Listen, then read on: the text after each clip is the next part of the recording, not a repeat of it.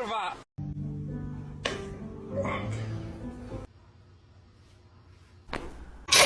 Nossa, você matou meu gato, tu mandou te matar.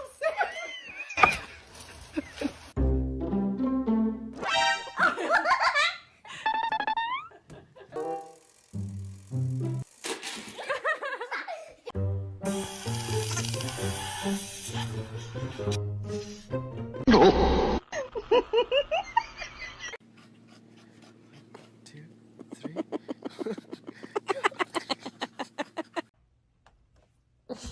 Good.